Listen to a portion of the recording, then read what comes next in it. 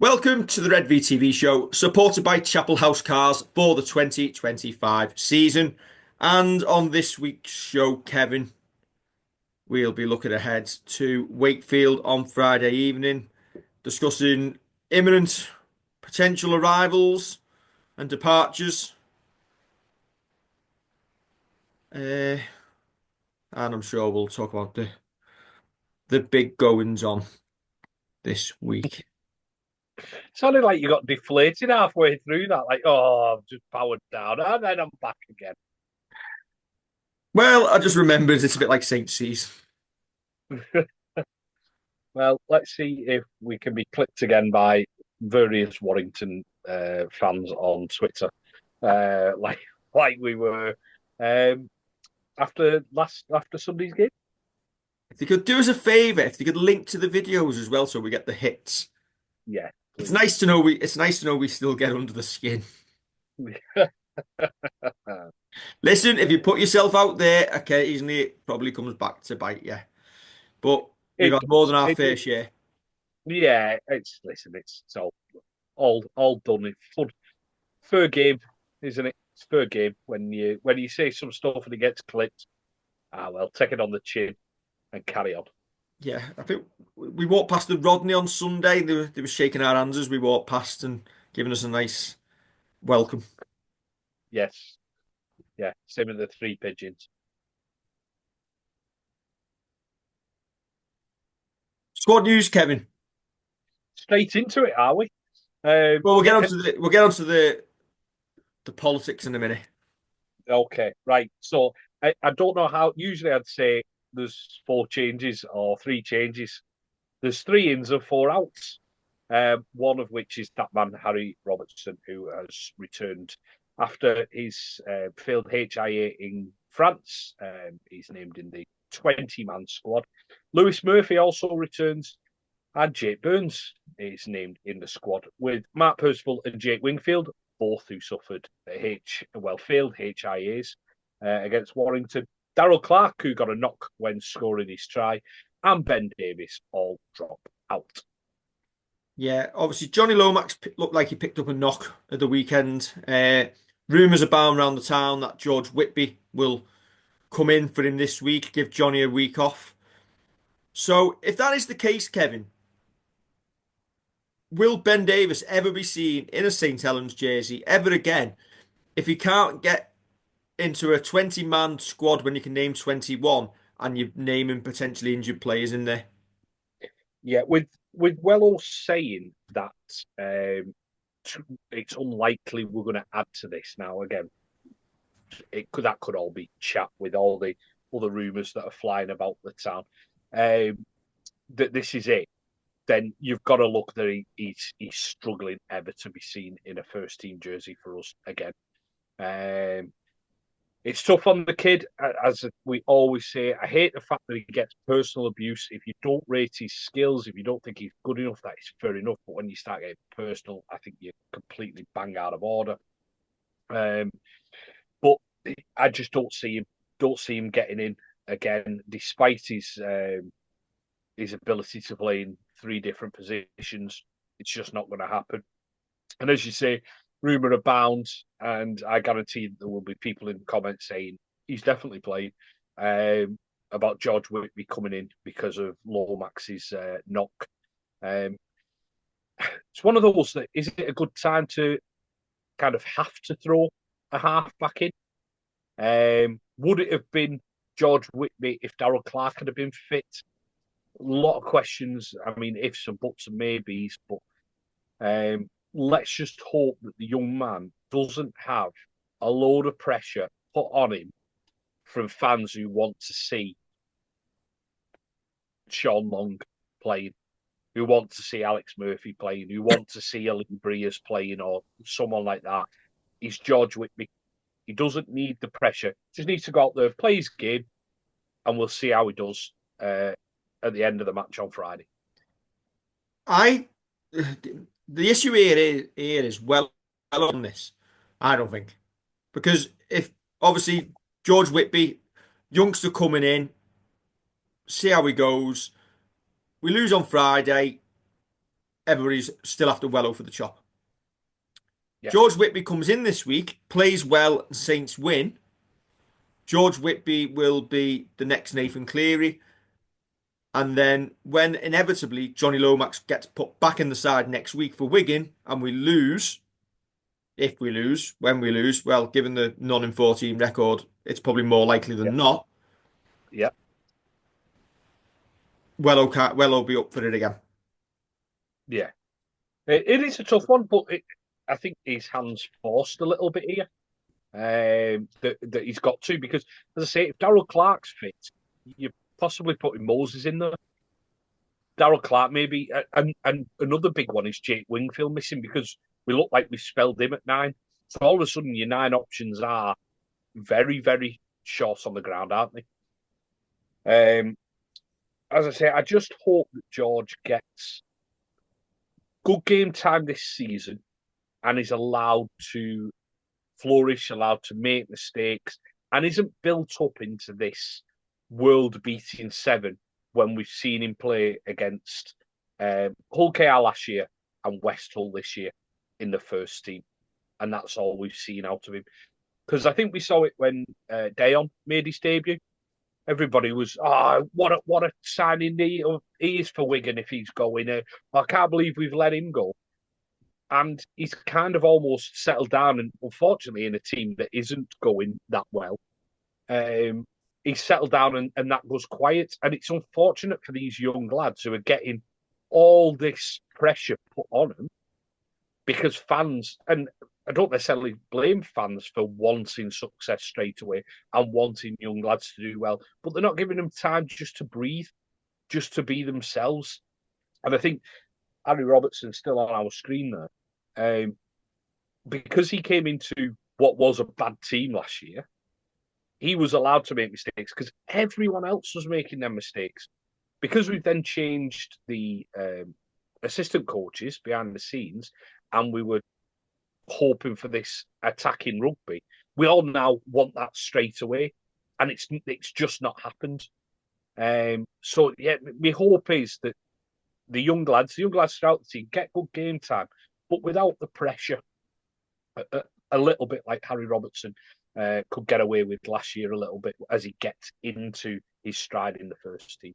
But is this part of the problem once again? We're being forced to put youngsters into the team purely due to massive injury crisis, and we need to learn from their mistakes and bed youngsters in when everybody's fit. And I get probably maybe early in the year you're looking to get off to a fast start and try and win games, but then it comes back to bite you down the line, doesn't it?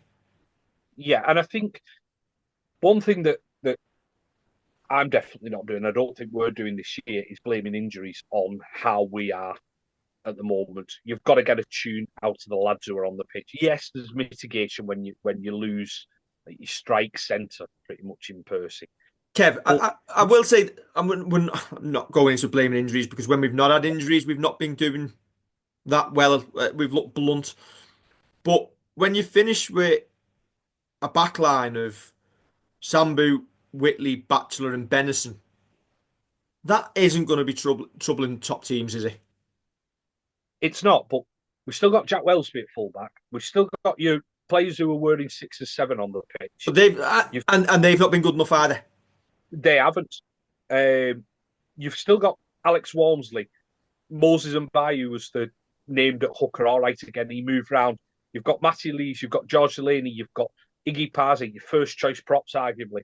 You've got Curtis Siren, and yet Joe Batchelor gets moved, but you put an England international into second row. You bring James Bell, who people are clamouring for, back into the team as the lesser seen 18th man.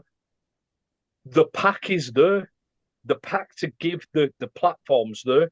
But I just feel like, unfortunately, sometimes we look beaten. And I don't think Warrington's pack is as good as it could be. But No. but on Sunday, they were better than ours. All Kev, round. The Saints side of 3 years ago at the peak would have walloped that Warrington team by about 40. Yeah.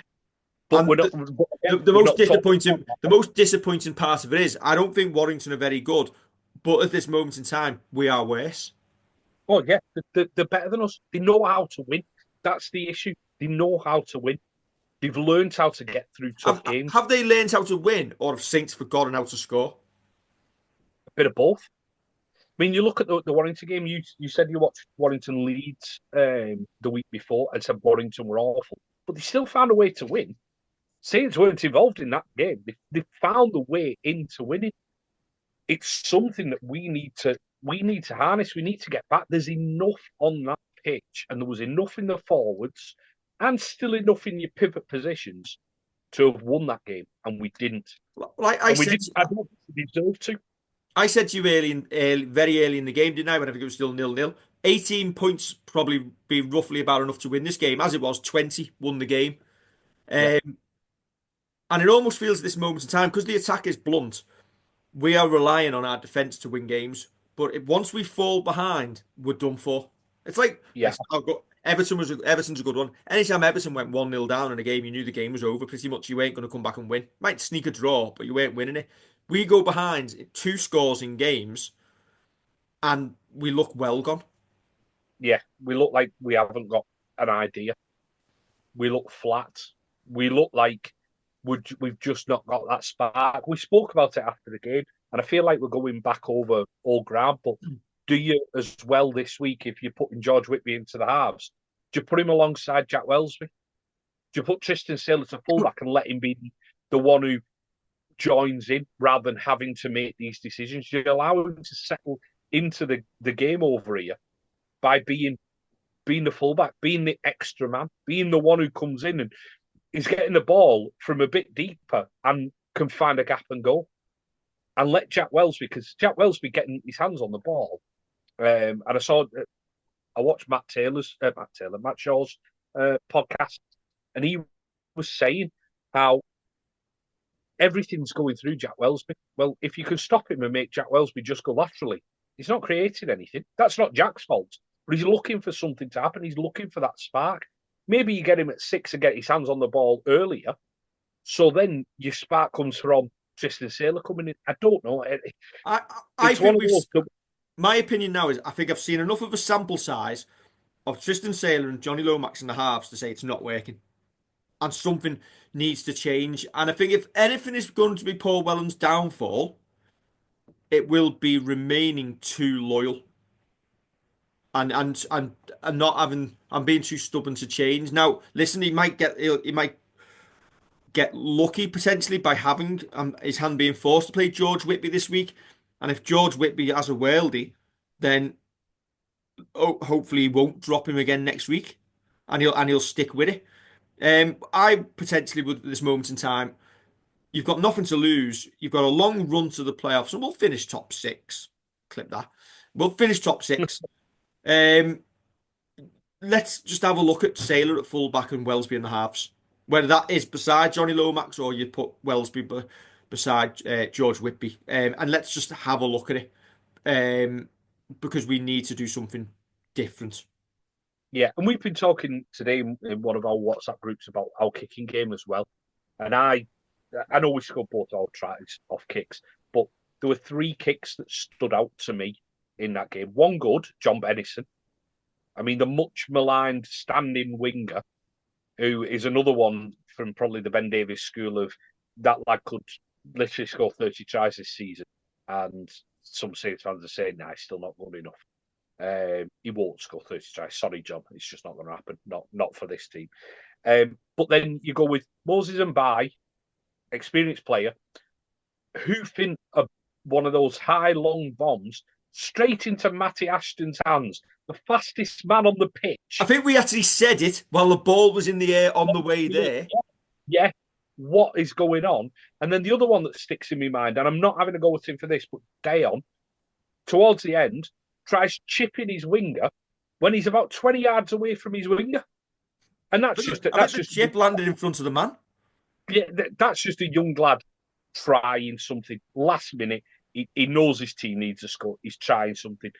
And it's a bit of an experience. So I'm not having to go. But I just feel like them 3 that stick in my mind are symptomatic of our kicking game. Yeah, there's a great kick that goes through that Tristan Sailor scores from Johnny Lomax. Lovely little kick, goes through, gets it. But the rest of them, it's it's a hodgepodge of. Is it going to work? Not when you do it like that. It isn't. Is Johnny Lomax past his best? Yes, I think that's fair to everyone that it's Johnny Lomax is at the tail end of his career. But do you know what? The effort is still there. Yeah, He's still trying to do what Johnny Lomax used to do with his pomp.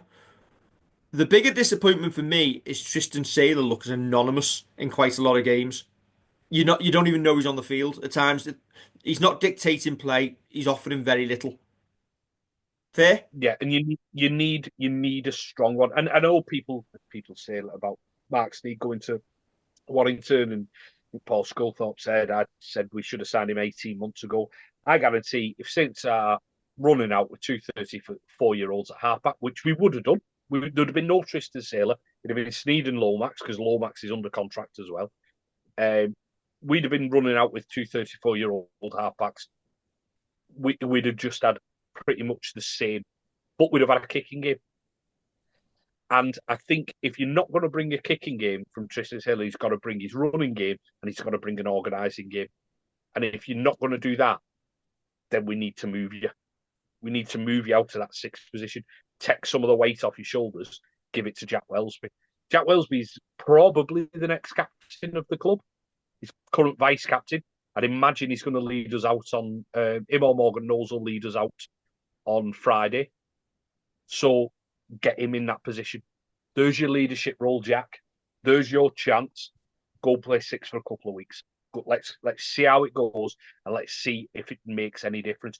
But I think you've got to try something because we've had this last year where you got a lot of, and I'll say xenophobic stuff where people wouldn't spell Frasernu's name, would call him the French fella, would just be completely obnoxiously rude. And now it switches. It's not the lad from Thatouth, is it? Who's in charge of the attack, who's been brought in for it. And my thing is, though, you can see improvement, you can see bits, but we can't just be good for 10 minutes at the start of a game, not put any points on the board, or as we did against Catalan, put 12 points on the board, and then our cues on the rack. We're not going to do anything else. It's got to be sustained. We go to Wigan next week. I mean, if they get a roll on, I dread to bloody think how it's going to go. I'm just at the demoralised position at the moment of this squad just isn't good enough. Mm. Or where we are in the league, third, fourth, is roughly where we should be. They always say the league table doesn't lie, don't they? At the end of the year, and we'll finish up where we deserve to end up this season generally. Or Yeah, everybody will get injuries. So, do I think Paul Wellens will get the season? Yes, and I think unless we lose to Wakefield, Wigan, Warrington again, and we were on a mass losing run of form where the board's hands are tied and they've got to do it. I don't see us in a situation where we're going to pay out to remove Wello because I think whoever comes in, and it's not going to be Lee Breers because Lee Breers has said multiple times he doesn't want the coaching job. What are you going to put in place, Eamon O'Carroll? Because he's got head coach experience. Because I don't think you, I don't, and people are gonna look at well when we sat Kieran Cunningham and we got Justin Holbrook in and things pretty much switched quickly. I think that was a different situation. There was issues with the tactics there, and those players still had a way to go to get to the peak. I think this squad has peaked already, and I don't think you could put. I think you could bring Christian Wolf back, Justin Holbrook back, and I think it'd tarnish the legacy because I don't think they get a tune out of these players at this point in their careers. I think this is where we are, and I think you have to say we're feeling the bite of our recruitment over the last few years, and we've talked about it multiple times. It's very good us saying this in hindsight now. 3 years ago, if you'd have said, "Well, we're going to move Joe Batchelor on, or we're going to move James Bell on, or we're going to change things," you wouldn't have at the time because you were winning trophies, and you hope that's where we've learned these tough calls now for moving forward that you move players on at the right time. And yeah, it's a mess. yeah. I've, I think that Wello is probably under greater pressure externally than he is internally at the moment, as things stand today. On what are we on Wednesday, the 9th of April? I think that he's under pressure a lot on social media, on fans who go to the game as well, fans who don't go to the game, fans who watch on telly, fans who do whatever. He's under pressure more there than he is inside the club. And basically, that's just an opinion, not based on anything. But I think you're right with regards to your recruitment. And I think that the club then has a big decision to make, because at the minute, we have, again, this Matt Shaw alluded to this, we have an awful lot of recruitment to do. Are you doing that recruitment with Paul Wellens in mind as your head coach? Or are you doing that recruitment with someone in who's just got to work with these players? I think that's how we've always done it, though. I don't think we've ever done it with coaching minds. My issue, Kev, is in terms of recruitment again. We're talking about have we learned from our mistakes? In the last 6 months, we've handed new deals to Ben Davies, Conrad Harrell, and who else? T. Ritson. T. Ritson? No, T. Ritson got one before. Oh. T. Ritson was signed on a 2-year deal. Okay, still. Last year. Okay, in the last 12 months. So T. Ritson, Conrad Harrell, Ben Davies. The issue isn't giving them contracts if they're in your squad plans. But there's an interview out there today with Paul Wellens, and basically said Ben Davies is doing everything he possibly can, training. He trains really well, dead professional. But they've had honest conversations with Ben, and basically said where he is in the pecking order, and at this point in his career, he would benefit from going somewhere else to play professional rugby league. Something along those lines. The sentences are on from Matt Shaw when he was asked about it. If that's the case now, was that not the case 3 months ago? Why have we given them deals? Because we give these players deals, which now means to get anybody in to change things up, because we've got an injury crisis, players have to go out because we've maxed out the salary cap. We're not skint, we just can't spend any more on the cap. So should we have not looked at what's happened in recent years and left that bit of wiggle room on the cap to bring 1 or 2 players in during the season if potentially you need to do so? I think we've mentioned it loads, absolutely loads out. There's certain players that we don't think will pull on a Saints shirt again, or we wouldn't have given a new deal to. And it's biting us now, because now we're looking at, and the stuff's out there about Dion Cross. We're looking at that mid-season, and it's a case of why wasn't all this done? And I'm not saying about Dion Cross as such, but why wasn't recruitment done properly pre-season? There we go. Nice segue. So we've named a 20-man squad because we're obviously interested in Dion Cross. Wellow's been asked about him today. Said nothing's happening imminently. Dion Cross, St Helens lad. We've left Ben Davies out of the squad, so we're potentially trying to give a swap deal to Salford. Salford are desperate for cash. They're financially cash strapped.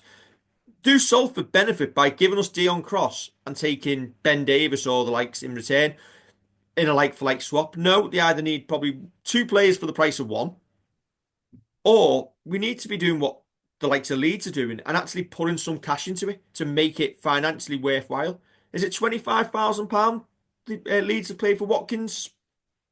I don't know. I think so. Whatever money they put into there, because at the end of the day, there's no point just player swapping if Salford can't pay them. They need physical cash into the club. Now, if we've identified Dion Cross as someone we want, go and get the deal done instead of like trying to play a trade all the time. I know we don't traditionally do it, but at the end of the day, for X amount that you've got to pay for Cross to get him in the team and make us balanced and look like we can win some games again. If you lose 2 or 3 more games and the crowd starts dropping off, you'll lose more than the transfer fee in crowds. Yeah, I think one of the things in Salford is we're probably saying Dion Cross is on X amount, Ben Davies is on half that. You'll save money. Paying out, you'll save money. That's how we're giving you. Let's say for argument's sake, Ben Davies is on 30 grand and Dion Cross is on 60. I'm not a clue. He's probably on more. But they're saying, well, we're saving you 30 grand a year by doing that. That's probably how we're arguing the toss. But sometimes you've just got to move and get things done. At the We've minute, just got to, it's like who's gonna blink first? yeah, yeah. And who knows? Who Now knows? Dion Cross is in their 21-man squad this week. It remains to be seen whether he plays tomorrow night, or like a couple of other Salford players did the other week and just didn't play until they get the moves that they want. Because listen, I think at the moment player power is coming into a little bit of it at Salford as well. If they've got an Yeah, unhappy player in the squad as well who wants to move, now we hear quite frequently on our WhatsApp groups how Dion Cross comes watching Saints because he's a local lad and he's quite often seen around in the stands. He would jump at the chance to come to the club. I'm absolutely certain of that. But if you could get Dion Cross in, you've got Harry Robertson, Mark Percival, Kyle Felt, Lewis Murphy. Do we look a different team in attack? arguably we look more balanced. And he gives you. I feel like I know he's had an injury recently, but I feel like he's a bit of a durable player as well. I just feel like he's one of those people who's been about Super League for a bit, got that experience. Yeah, he's done it tough by coming up through the leagues, played a bit of witness as well, didn't he?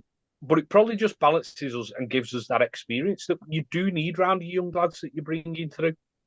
Um, I mean, you read on social media, some people think it's a good move, some people aren't necessarily that enamoured by it.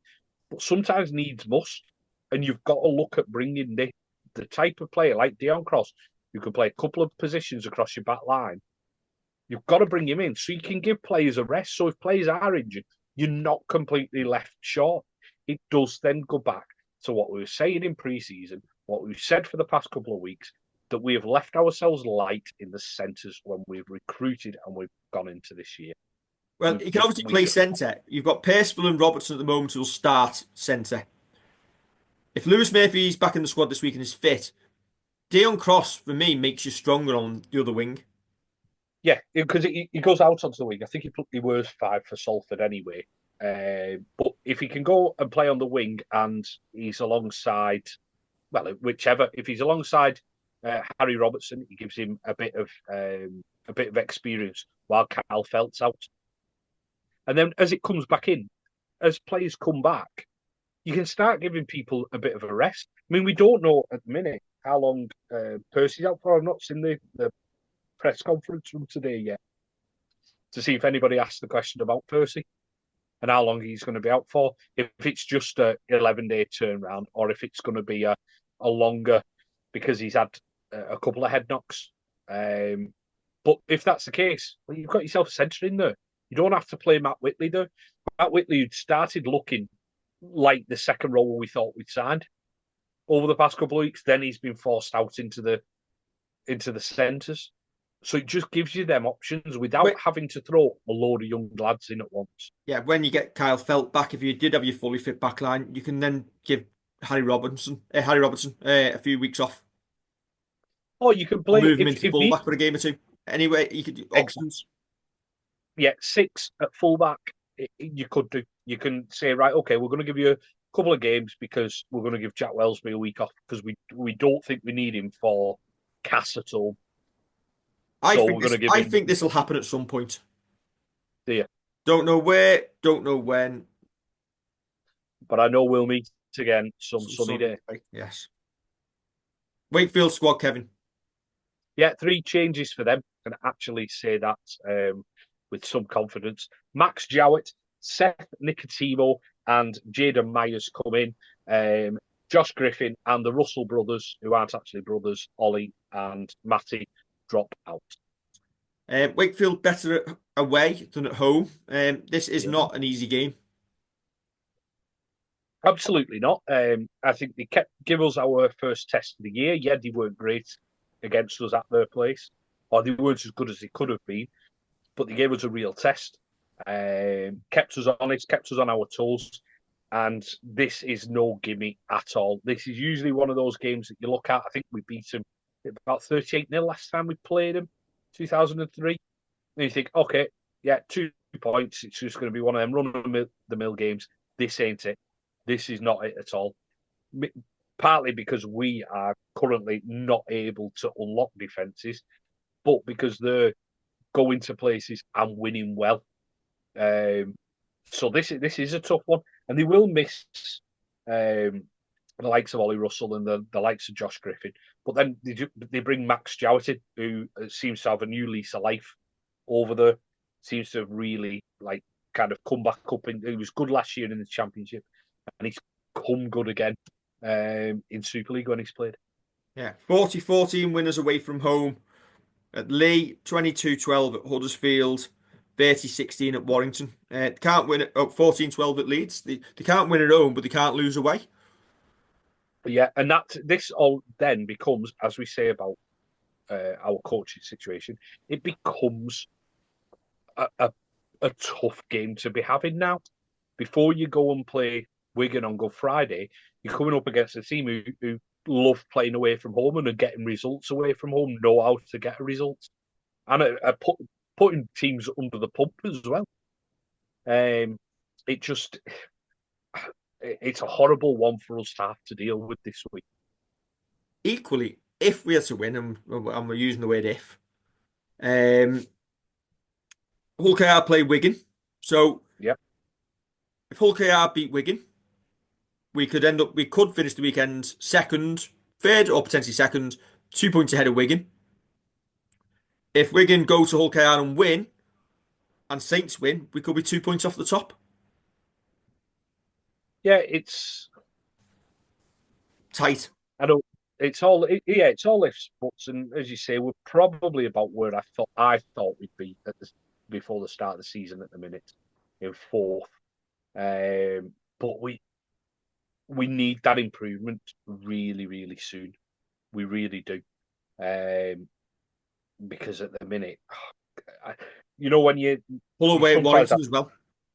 Yeah, you sometimes ask for predictions on this, and where I go all Mark Lawrence on us and say Saints by 4, I'd hate to have to put money on this.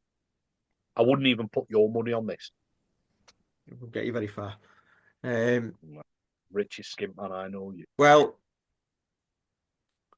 I will not be there on Friday night, Kevin. You will be joined by Steve Smudge, who's doing laps of the Halliwell Jones as we speak, preparing his fitness. Penance, that. It must be some penance, that. He hasn't told us why he's running laps around there, but he is. He didn't even say he was running. He didn't say he was running. He said he was doing laps. I'm going to be purely selfish here. If I can. If I can get the screen to work, which I can't. You're not going to that? No. There we go. There we go. Junior Redvee, our delightful camera lady, who films all of our instant reactions for us. If you walk past us at the stadiums, you'll see her holding the camera post-match. Is taking part in the Goodison Park Junior Stadium Sleep House from 6 p.m. until 7 a.m. on Saturday morning. Sleeping on a piece of cardboard. I will be lying on a piece of cardboard, unable to sleep. Raising money for Everton in the community, Kevin. Very good. And you know what it's like to do this, because we did it at Saints a good couple of years ago. We did. And it's tough. It's a proper tough proposition to do. So good on her for doing so. Hopefully she can hit a target there. And yeah, good luck to her. Not to you. I don't care about you. I'm not being sponsored. Funds raised for the event will be channeled into the development of pioneering project, which support tens of thousands of individuals from across the Liverpool City region every year. That includes St Helens, and covers areas such as health, employability, antisocial behaviour, crime, antisocial behaviour, maybe they can stop setting fire to the burgies, crime, exploitation, education, dementia, and disability. So anybody who can join and give it a couple of quid. If you watch this video and you like watching the fan reactions, it wouldn't be as good, as you'll see on Friday when Kev's trying to film it himself. Yeah, um, without our camera lady. So give her a couple of quid if you can spare it, and she'll be most delighted, and she will thank you. yeah. My Redvee TV Junior isn't quite old enough to be dealing with the camera. So yeah, that's it. Listen, it's a great cause, and yeah, hopefully you get through it all right, David. I'm sure you'll have your battery pack for your mobile, so you can watch Redvee TV's instant fan reaction straight after the game. I will indeed, and I'm planning on watching Saints as well on my phone. I'll do the tweets still. They just might be delayed by a 30 seconds or whatever. But while What the when you've got signal that on catches up, mobile, go back. yes. Oh, yeah, Um, fair enough. I'll still do the wind ups. But yeah, drop her a couple of quid. Part-time supporter this year. Big time. It's all for charity, mate. All for charity. It is. It's for a good cause. Don't forget to like, share, and subscribe. And Kevin and Smudge will see you on Friday night after another Saints defeat win. Catch you soon.